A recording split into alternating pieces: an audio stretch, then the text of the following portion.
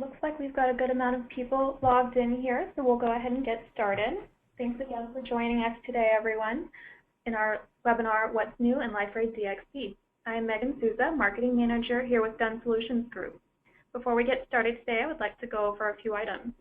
This session will be recorded, and we will send out a link to the recording to everyone who registered within 24 to 48 hours after the presentation. We also have recordings of all previous webinars on our website in the event that you missed any in the past at donesolutions.com. Also, if you have any questions during today's presentation, we encourage you to submit them, and we will address as many as we have time for at the end of the presentation. If the question is somewhat complex and we need more time to answer, we do promise to follow up with you for those. So let's take a look at today's agenda. I will begin by doing introductions to Done Solutions Group. From there, I will turn over presentation to today's presenter, Chris Friend. Chris is a Liferay developer in our application development practice here at Done Solutions. Chris will discuss single-page applications, search engine changes, OSGi and Liferay DXP, and updating Liferay DXP modules, after which we will cover any questions that you may have. So let's begin. Done Solutions has a long history of delivering innovative business technology solutions to companies. We are headquartered just outside of Chicago and have offices in Minneapolis, Raleigh, and Bangalore, India. Our offerings fall into two practice areas. Our application development solutions feature portals, e-commerce, and content-managed websites, mobile application development, and custom application development. Our analytics solutions feature analytics and BI platforms, as well as data warehouses and data integration. We are authorized SAP and Liferay training providers and offer classroom, virtual, private, and custom options.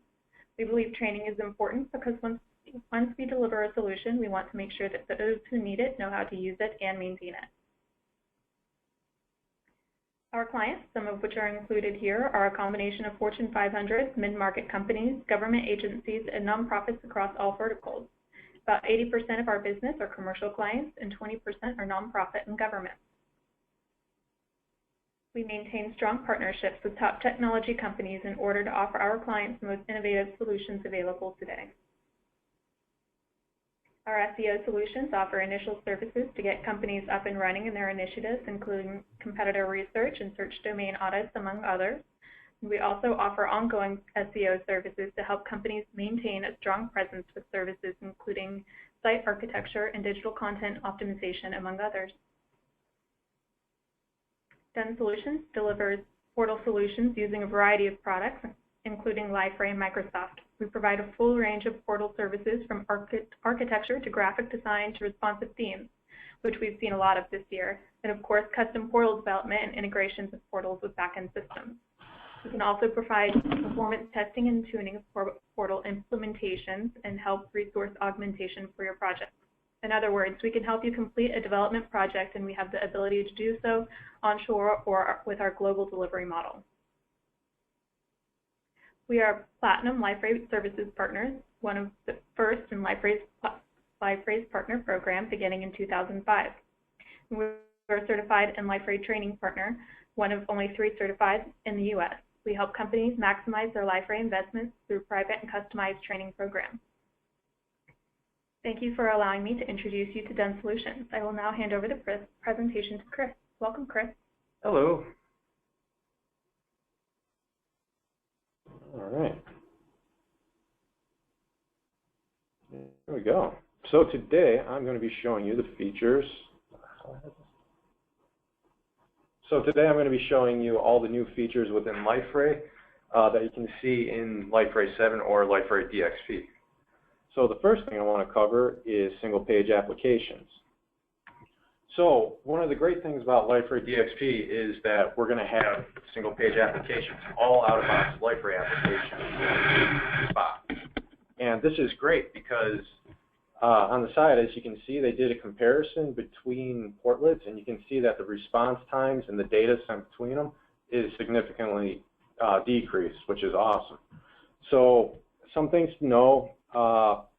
The spot applications will be using Senna.js, which has been developed for Liferay. So that's something to keep in mind when developing. So also, Alloy UI is changing. So in the past, Alloy UI was based on YUI. It's no longer based on that. It will be based off of jQuery. What does this mean for code that has been written with YUI? It'll still work.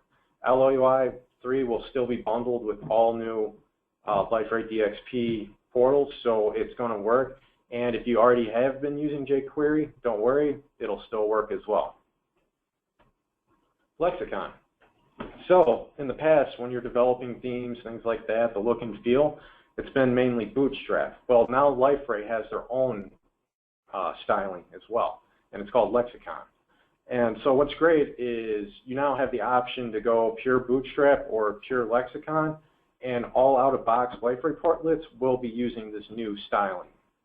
And here's some examples of what Lexicon looks on desktop, tablet, and then on the mobile phone. So as you can see, it's nice, sleek, looks very great. All right. So another major change is the behind-the-scenes search engine. So in the past, Liferay was built on top of Lucene search engine, but now they're going to be switching to Elasticsearch. And Elasticsearch is still built off of Lucene, but it has more features, and it's also great if you're clustering because you can perform searches between the clusters. And here, Elasticsearch says it best. Elasticsearch is an open source, broadly distributable, readily scalable, enterprise-grade search engine. Accessible through an extensive and elaborate API, Elasticsearch can power extremely fast searches and support your data discovery applications. And so, who uses Elasticsearch? Well, here's some examples. You can find Elasticsearch being used on Netflix, GitHub, and Foursquare. Those are some of the major applications that use it. So it's also developed in Java, and it's based on schema-free JSON documents. So the indexing will be JSON. And as I said too, allows searches to be performed between all nodes. So if you have a clustered environment, the search will be performed on all nodes, not just the one that the user is accessing. All right, so OSGi. This is probably one of the major changes that you're going to notice in Liferay. So OSGi is, so let's just say Liferay completely re-engineered the backend to work with the OSGi framework. And OSGi works in a way that makes everything modular. So before, you're used to deploying portlets, hooks, themes, things like that. Well, now you're going to be deploying modules, and these modules contain these components. And so this is great because it allows Liferay to be modular. All of these components will be separate. They're not going to, they'll interact with each other, and I'll show you how they're going to be displaying dependencies later on. But in the long run, everything is its own component. And so also, you'll be deploying jar files now instead of WAR files. That's something else that has changed. So let me give you a brief overview. So this is the OSGi lifecycle. So module lifecycles are dynamic, and you can start, stop, update, do anything to these modules while the server is running. You don't have to stop the server to do any updates. It's great. Deployments are quick, easy, fast. And yep. The next thing I want to show you is the actual dependencies. So the way it works is, say you have a module that needs a dependency on another portlet, or it has a service that wants to have other modules use. It uses something called a service registry. So say bundle A is deployed. It says to the service registry, hey, I have this service. And then any other module that needs that service is going to be listening to the service registry.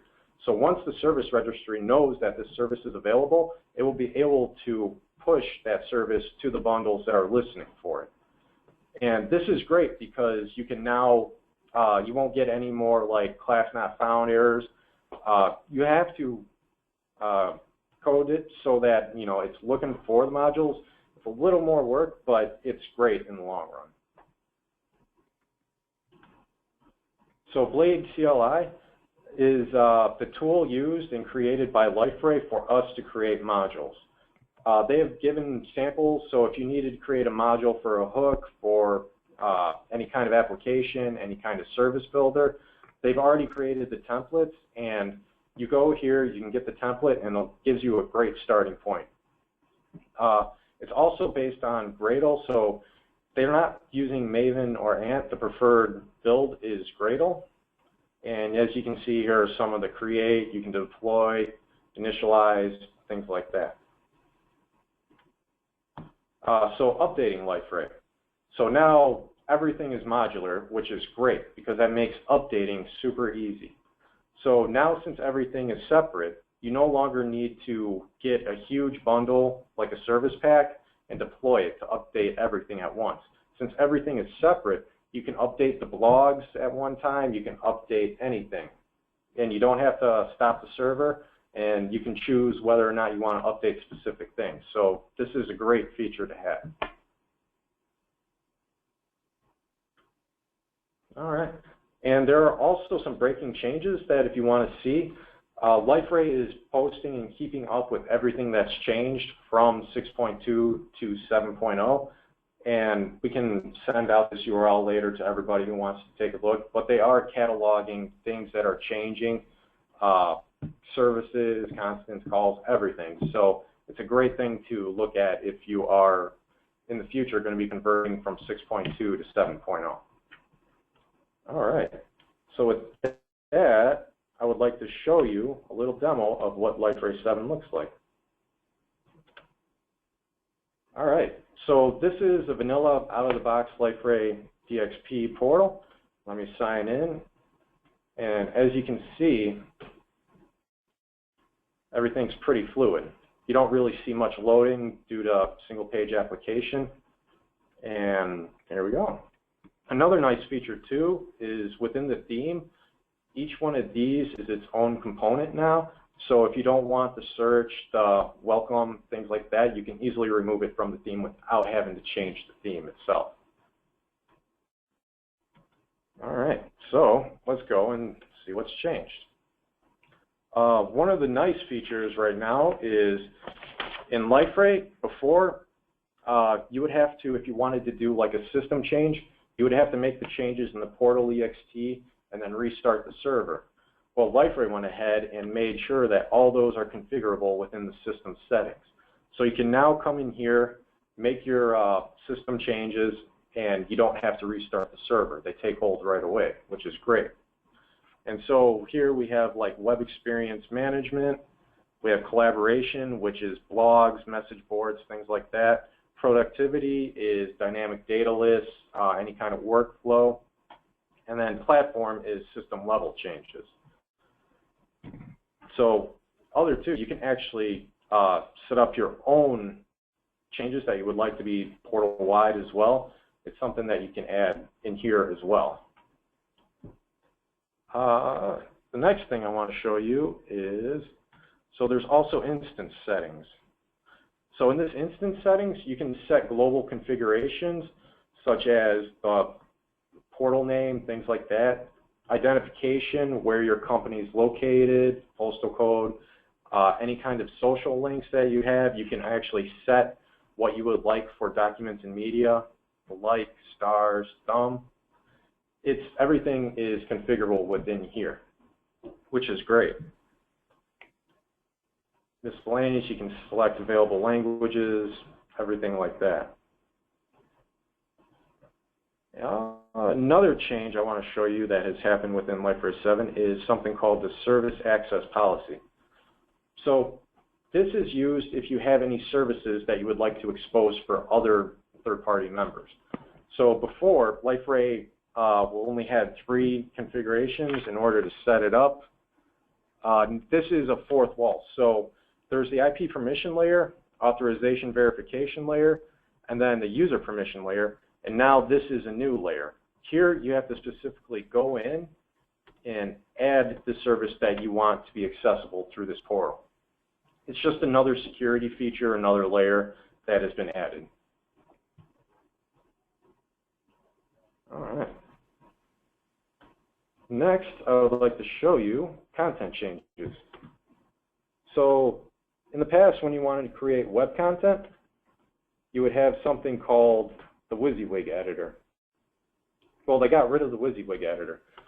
So I'll show you what this is now. Liferay, summary, and then here, this is the WYSIWYG editor. They've simplified it, made it more sleek, smooth. It'll take a while to get used to. So say before, if you wanted to highlight something, highlight it, you can bold it, italicize it, underline, set up a link, make a Twitter feed to it, and then you can click here and you can still see the source. So when you're editing content within here, you can actually add the HTML, anything that you would like. Some other features is they added the black background, which makes it nice for your eyes if you're working for a long time, and you can actually expand it to full screen as well, which is great. You don't have a little window to work on anymore. So, you know, this is new. I personally like the WYSIWYG editor because it was there, and I know it was ugly, but it was efficient. So that's a new feature. Something else that is new too is all web content will now have a basic underlying structure and template. So what this means then is you can actually edit this basic web content, and then any new web content you create will have that theming, styling, and structure. You can actually also create your own structures just like before. And when you do, they actually added something really cool. They added a geolocation. So you can now add geolocation to your templates and structures. And before, that had to be customizable code. Now you can just add it. The user can see where he's at, and you can use that information within your application. That's great. Another thing that's changed with the web content is they've added content editing within it. So you can actually see changes that have been made, revert back to them, things like that. So let's do this one, for example. So we'll select this guy, or we'll just actually create one real quick.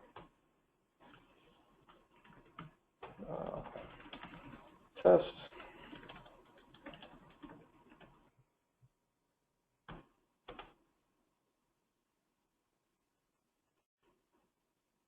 So then say we come into here, somebody else makes a change.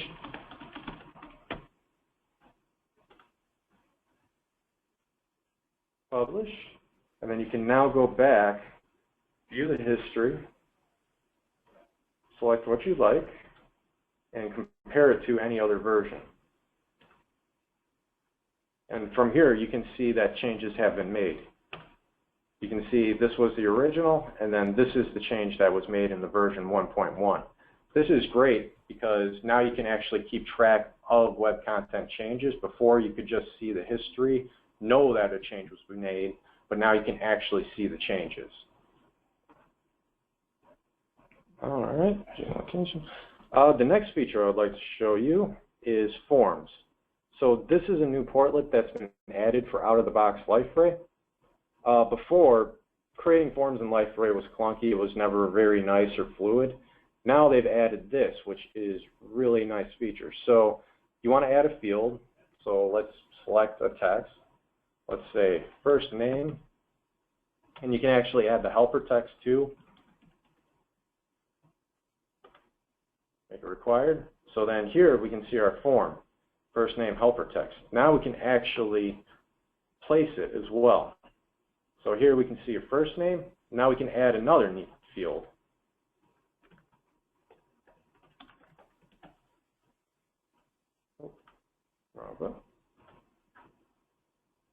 And this is just nice, fluid. You can create any kind of form you'd like. Just to be a completionist, we'll do that. And then what's great too is you can add multiple page. So I'm adding a new page, so in this first one I can get their name, information, things like that. Second one, get any kind of information. And within here too, I can actually select if I want the pagination to be on the top like this, or if you want to switch it to 1 and 2. So this is a great feature because before, creating forms in Liferay usually required custom work. Now you can do it within here easily.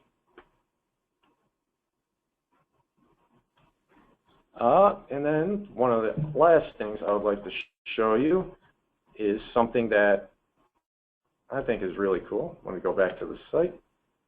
is in the blogs. So say you have, a user group in your portal and you would like them to be able to communicate to each other easily. Liferay has added a social media feature where you can easily do that.